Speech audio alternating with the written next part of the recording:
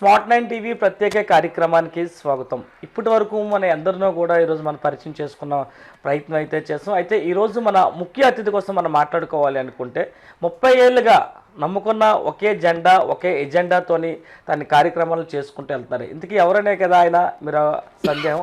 ఆయనే ప్రసాద్ చౌదరి గారు. గాజువాక వాణిజ్య విభాగం కార్యదర్శిగా కూడా ఎన్నో సేవలు అందిస్తున్నారు. ఆయనకున్న 30 ఏళ్ళు అనుభవాన్ని ఈరోజు మనం పరిచయం చేసుకునే ప్రయత్నం అయితే చేద్దాం. మనతో పాటు ప్రసాద్ చౌదరి గారు, ఆయన కూడా ఒకసారి మాట్లాడదాం. నమస్కారం సార్. నమస్కారం అండి. సార్ మీరు థ్యాంక్ యూ సార్. మీరు మొత్తం ఎక్కడ సార్ ఉండడం కానీ ఇవంతా, మీ భర్త అంతా? మాదైతే భర్త అయితే నల్గొండ జిల్లా, పెరగడం కృష్ణా జిల్లా. ఓకే. అక్కడ మా తల్లిదండ్రులు అక్కడ ఉంటాం. అక్కడికి వచ్చేసిన తర్వాత ఏదో మన కష్టం మీద కాళ్ళ మీద పైకి వచ్చాం. మనకి ఎవరో తల్లిదండ్రులు కానీ అత్తమామలు కానీ ఆస్తులు కానీ పంచింది ఏమీ లేదు. నా కాళ్ళ మీద నేను పైకి వచ్చాను. అయితే పార్టీ పుట్టిన కాడి నుంచి నేను పార్టీకే చేస్తున్నాను. పుచ్చికాయలపూడిలో నేను అధ్యక్ష పదవి కూడా చంద్రబాబు గారు స్వహస్తాలతో లెటర్ పంపించారు, బుక్. అప్పుడు అధ్యక్షగా ఉన్నాను. తర్వాత నేను 98లో వైజాగ్ వచ్చాను. 1998లో వచ్చిన కాడి నుంచి నేను 2000 నుంచి ట్రాన్స్పోర్ట్ స్టార్ట్ చేశాను. ప్రస్తుతానికి ఒక 20-30 మందికి భోజనం పెట్టే స్టేజ్లో ఉన్నాం. మా పిల్లలు ఒక స్టేజ్లో, మా పిల్లలు పెళ్ళిళ్ళు అయిపోయినాయి. మనవరాళ్ళు ఉన్నారు. పార్టీని నమ్ముకొని ఉన్నాం. ఇప్పటి వరకు కాలక్షేపం అలాగే చేస్తున్నాం. నేను పార్టీ అంటే అభిమానం. నేను పార్టీలోకి వచ్చినాక వేరే ఓటు మా ఫ్యామిలీలో ఎవరు కూడా వేరే పార్టీ ఓటు వేసింది లేదు. 30 ఏళ్ళు అంటే అప్పుడు ఎవరుండేవారు సార్ స్టార్టింగ్? ఇప్పుడు 30 ఏళ్ళు మీరు జాయిన్ అయినప్పుడు అప్పుడు ఎన్టీఆర్ టైంలోనా చంద్రబాబు టైంలో? ఎన్టీఆర్ టైంలో జాయిన్ అయిపోయాం. అప్పుడే ఫస్ట్ ఎన్టీఆర్ టైంలోనే మా పార్టీలో ఉండా.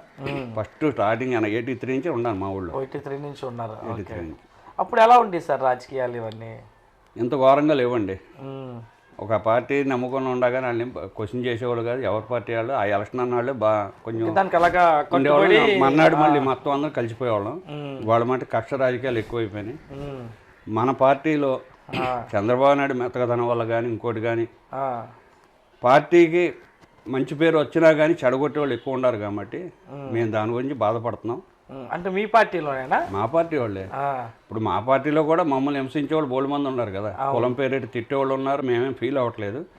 సార్ మీకు పల్లా శ్రీనివాస్ గారికి బాండింగ్ ఎలా ఉంటుంది? బాండింగ్ బాగుంటుందండి. ఆయనకి మీకు నేను మధ్యలో పార్టీ నుంచి బయటకు వెళ్ళిపోతానని చెప్పి గొడవ అయినప్పుడు బయటకు వెళ్ళిపోతే పార్టీ కష్టకాలంలో ఉండాలన్నయ్య అని అన్నారు. మీకు మంచి పదవి ఇస్తానని వాగ్దానం చేసి ఉండారు.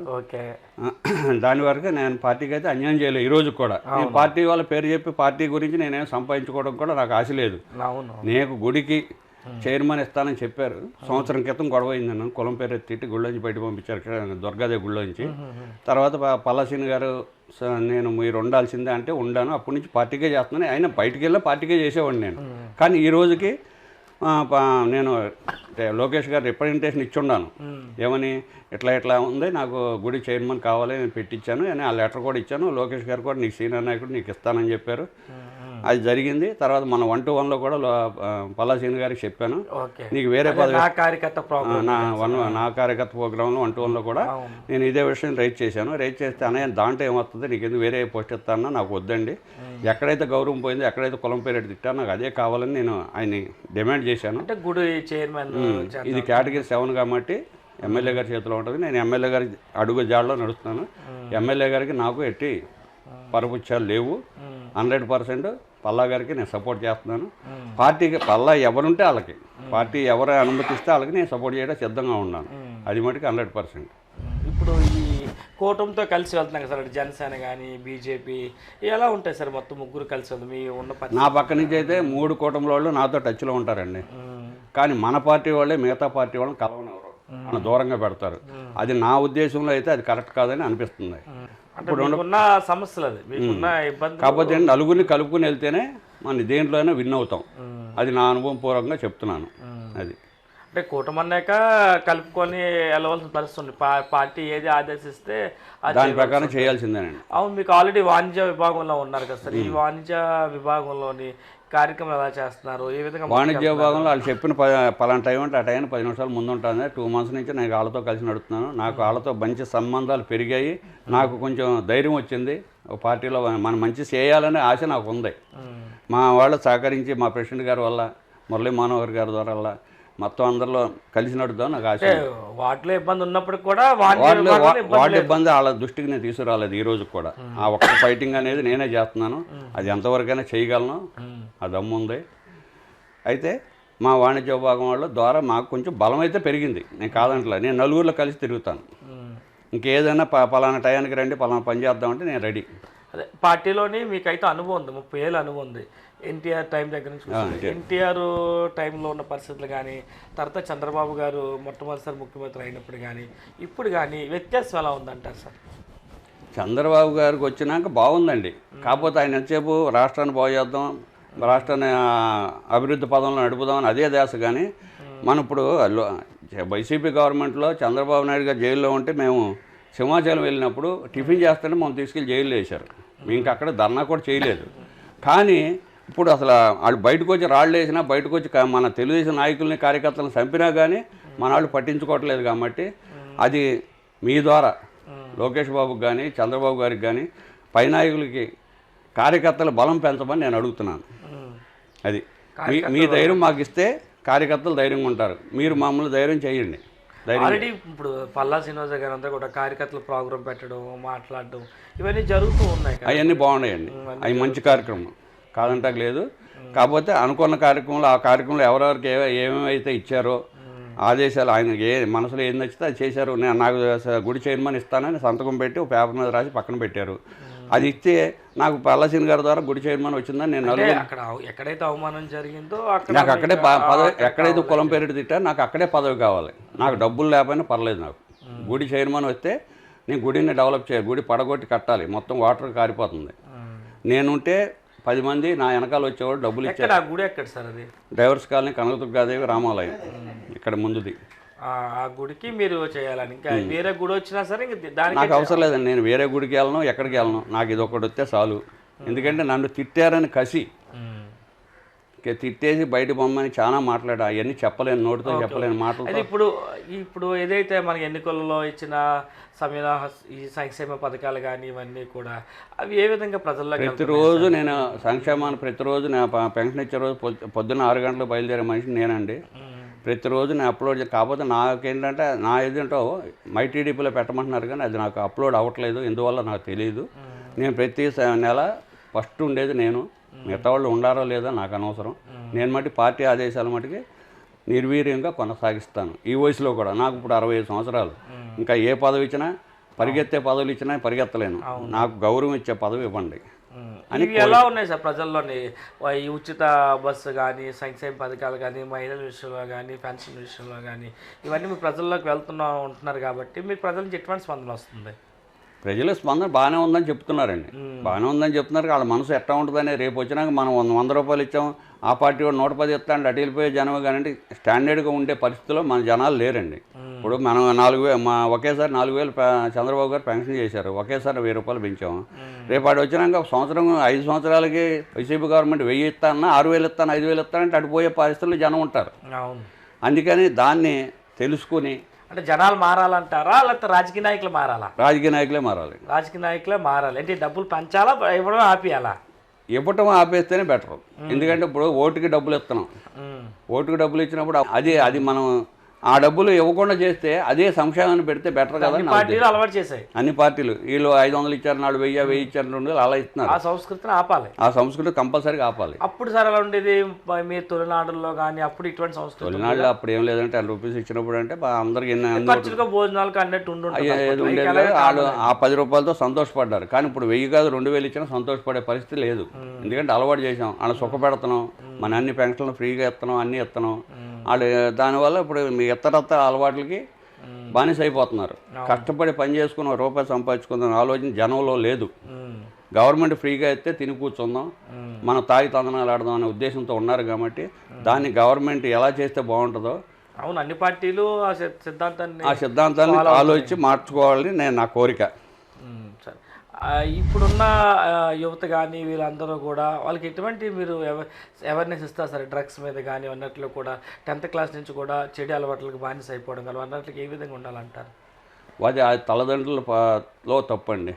తల్లిదండ్రులు నిన్న ఇక్కడే మా రోడ్డు గడ్డంగా బైక్ పెట్టి బర్త్డే ఫంక్షన్ చేస్తున్నారు. మా రోడ్డు గడ్డంగా బైక్ పెట్టి నేను అడిగి వాళ్ళ నాన్నకి చెప్పాను. వాళ్ళ నాన్నకి చెప్తే ఏదో పిల్లలు చేసుకున్నారు, వాళ్ళ పిల్లలు వాళ్ళు అది చేసుకుని ఎంకరేజ్ చేస్తే రేపు ఇంకోటి చేస్తారు.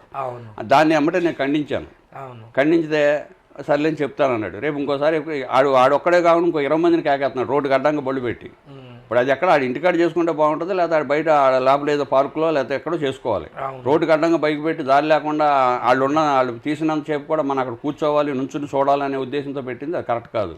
దానివల్ల పిల్లలు చెడు అలవాటుకి అలవాటు అయిపోతున్నారు. వాళ్ళ ప్రస్తుతానికి వాళ్ళ తల్లిదండ్రులు అనుకునేది మావాడు 10 మందిని పోగేసి ఇది చేసుకుంటున్నారు, బర్త్డే చేసుకుంటున్నారు, రేపు 10 మందిని పోసి డ్రింక్స్ అన్నీ తాగుతారు. అప్పుడు వాళ్ళు కంట్రోల్ చేయలేరు కదా.